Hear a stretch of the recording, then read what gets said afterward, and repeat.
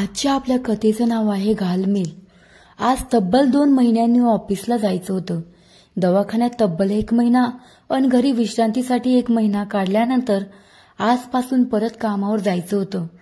दवाखान्याची काही बिलं जमा करायची होती म्हणून फाईल उघडली तशी एक चिठ्ठी खाली पडली। त्यात लिहिलं होतं, बाळा, जगातली कुठलीच आई तिच्या लेकरांना कधीच विसरत नसते, काळजी घे। अंगावर सरसरून काटा आला। आईला तर लिहायला अन वाचायला येत नव्हतं, मग अशी चिठ्ठी कोणी अन का ठेवली असेल काही समजेना। क्षणाक्षणाला मनाची घालमेल वाढायला लागली। अन मग अचानक 6 महिने मागं गेलं। गेल्या वर्षी वडिलांचं निधन झाल्यामुळे गावी आई एकटीच असायची। तिलाही एकटं एकटं नको वाटायला अन आम्हालाही मुलांकडे पाहायला तिची मदत होईल असं वाटलं, कारण आम्ही दोघेही नोकरीला जायचो। खूप विनंत्या केल्यानं तिची इच्छा नसताना ती इकडे शहरात यायला तयार झाली। ती म्हणायची, बाळा, मला नाही जमणार, शहरात नाही करमणार। पण माझ्या हट्टापुढे शेवटी ती तयार झाली। सुरुवातीचे काही दिवस अगदी उत्तम गेले, पण नंतर बायकोच्या कुरबुरीमुळं घरातलं वातावरण बिघडायला लागलं। कधी मुलांवरून तर कधी आईच्या सवयीमुळे बायको तिच्यावर कधी चिडचिड तर कधी ओढूही लागली। सुरुवातीला मी बायकोला सांगायचो, अगं जाऊ दे, ती गावावरून आलीये, वेळ लागेल इथं जमून घ्यायला, जरा समजून घे। पण गावच्या मातीशी जुळलेली तिची नाळ इथं मात्र जुळेनाशी झाली। सुरुवातीला गप्प बसणारा मी नंतर बायकोच्या आहारी गेलो अन नंतर मीही आईवर किरकोळ गोष्टीवरूनही ओढू लागलो। कधी कधी इतकं रागावू लागलो की बिचारी उपाशी झोपून जायची अन मी दगडाच्या काळजासारखा नुसतं बघत राहायचो। तो दिवस मला चांगलाच आठवतोय। बायकोचा वाढदिवस होता म्हणून आम्ही बाहेरून जेवण मागवलेलं। आईकडून चुकून भाजीचं भांडं सांडलं अन थोडी भाजी सांडली। तसा बायकोचा संयम सुटला। तुम्हाला येतच नाही तर हातच लावता कशाला? यावं त्यावं खूप बडबड केली तिनं। थोडा मीही बोललो। तशी ती म्हणाली, बाळा, मुद्दाम नाही सांडलं रे, धक्का लागला रे। पण मी तिचं काहीही न ऐकता नुसतं तिला ओरडत राहिलो। ती जेवायला न बसता तिच्या खोलीमध्ये गेली। आम्हीही जेवलो अन झोपी गेलो। पावसाचे दिवस होते। अचानक अंगावर वाऱ्याची झुळूक आली। तशी जाग आली, बघतो तर दार उघडं दिसलं। अरेच्चा, दरवाजा उघडा कसा काय राहिला? बाहेरचा सेफ्टी दरवाजा मात्र लावलेला। दरवाजा लावताना अचानक पायाखाली काहीतरी जाणवलं। वाकून नीट पाहिलं तर ती आईची कमरेला लावायची पैशाची पिशवी होती। पण ही इथं कशी काय असा विचार करत असतानाच आईच्या खोलीचा दरवाजाही उघडा दिसला।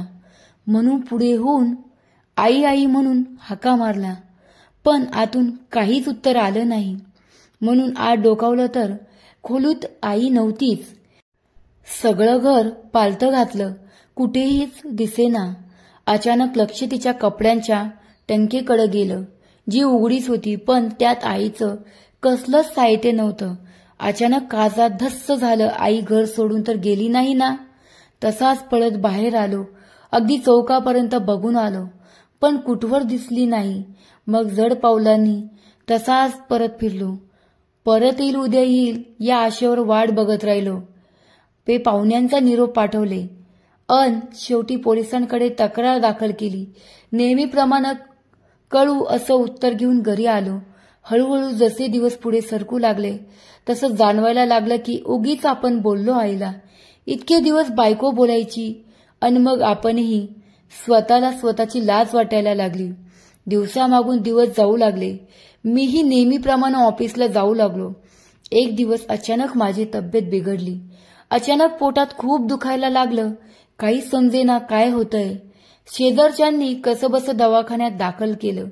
डॉक्टरांनी सगळ्या तपासण्या केल्या आणि सांगितलं की माझ्या दोन्ही किडन्या खराब झालेल्या आहेत। होईल तितक्या लवकर त्या बदलाव्या लागतील। याला काही पर्याय नाही, खर्च खूप आहेत। मग सर्वात महत्वाचं, किडनी दाता भेटला पाहिजे तरच आम्ही तुला वाचवू शकतो। जाहिरात दिल्या, गेल्या पाहुण्यांना निरोप पाठवले। जे जे करता येईल ते सगळं करत राहिलो। 8 दिवस 15 दिवस गेले, जवळपास महिना व्हायला आला, पण कोणी किडनी दाता मिळेनाच। सगळं हवालदिल झालं. अगदी कुणी कुणाचं नसतात, नातेवाईकही आपले.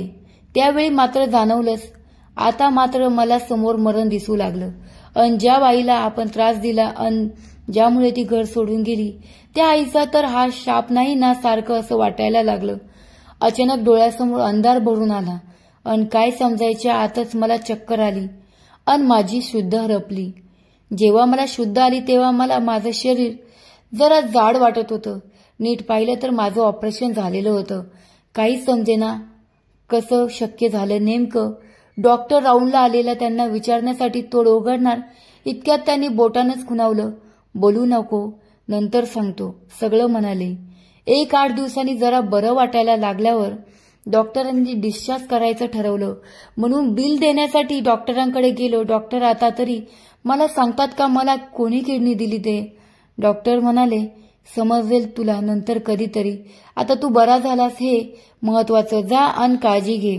डॉक्टर सांगा ना प्लीज प्लीज. नो सॉरी त्यांचं उत्तर. मग मात्र त्यांना धन्यवाद देऊन मी घरी आलो. पण रोज खिडकीतून बाहेर निर्विकारपणे बघताना मात्र एक प्रश्न मला रोज छळायचा. मला किडनी देणारा माणूस कोण असेल अन मला डॉक्टरांनी त्यांचं नाव का नाही सांगितलं. कोण असेल ती व्यक्ती. त्या व्यक्तींचं नाव न सांगण्याची अट घातली असेल की काय. असे अनेक प्रश्न मनात वादळे उठवीत राहिले. सगळं चित्र डोळ्यासमोरून जाताना अचानक भानावर आलो ते हातातल्या काकडावरल्या ओळीमुळे. बाळा, जगातली कुठलीच आई तिच्या लेकरांना कधीच विसरत नसते. काळजी घे. डोळ्यातून खळखळ पाणी आलं. पडलेले अश्रू त्या ओळींवर पडले अन त्या ओळीही थोड्या धुसर झाल्या. अशी आई माझ्या आयुष्यातून अचानक धुसर झाली. दुसऱ्या क्षणाला डॉक्टरांना फोन केला. डॉक्टरांनी फोन उचलताच फक्त तुझ्या आईनंच तुला वाचवलंय एवढंच वाक्य उच्चारलं अन क्षणात सगळं अवसान गळालं. अन क्षणात गुडघ्यांवर बसलो. डॉक्टर ती कुठे आहे आणि ती चिठ्ठी कुणी लिहिली तिला. तर लिहिता वाचता येत नव्हतं. मग तो कागद कसा आला फाईलमध्ये. माझा प्रश्न अरे तिनंच कुणाकडून तरी लिहून आणलेला. तुझं कळालं अन तुला डोळे भरून पाहता येईल अन तुला अजून खूप जगता यावं म्हणून धावत आलेली ती. माझं मेलीच आयुष्याचं आता असं किती उरलंय असं म्हणत होती. तिनंच नाव न सांगण्याच्या अटीवर तुला किडनी दिली अन जाताना तुला डोळे भरून पाहताना तिच्या डोळ्यातले ओघळलेले अश्रूही तिनं तिच्या ओंजळीत अलगद झेलले अन ती जी निघून गेली ती आम्हालाही दिसली नाही. आई आई एक आर्त किंकाळी कधी निघाली मलाही कळलं नाही. डॉक्टर हॅलो हॅलो करत राहिले अन फोन कानापासून कधीच दूर पडलेला. आई कुठं गेलीस तू. आई आई कुठे आहे तू. आई ये ना परत. तिच्या जाण्याची घालमेल मनाला घालून गेली अगदी. कपाटावर समोरच पडलेला तिचा पैशांच्या पिशवीकडे पाहतात ना अजूनच भरून आलं. ती असताना मला तिचं महत्व नाही समजलं. ती गेली परत आली अन परत न येण्यासाठी जी गेली ती पुन्हा कधीही परतली नाही. मी मात्र तिच्या येण्याच्या वाटेवर आस लावून बसलोय. रोज तिच्या पिशवीकडे पाहून तिला आठवतोय. आयुष्याची घालमेल होतीये. तिच्या आयुष्याची किती घालमेल झाली असेल. देवा माझ्या आईला परत पाठव. माझी घालमेल संपव एकदाची. एकदा मला तिला पाहू दे. तिची माफी मागू दे. रोज देवाला मागणं मागतोय पण आई नावाचं पान नात्याच्या वादळात कुठं हरवलंय ते अजूनही कळलं नाही. अत्यंत हृदयस्पर्शी अशी कथा होती. ही कथा मला फेसबुकवरून मिळालेली होती. तर कथा तुम्हाला कशी वाटली नक्कीच कळवावे. कथा वाचताना नक्कीच सर्वांच्या डोळ्यात अलगदपणे अश्रू आलेले असतील. अशाच प्रकारच्या नवनवीन कथेसाठी चॅनलला लाईक सबस्क्राईब करा. भेटूया एक नवीन कथेसोबत. धन्यवाद.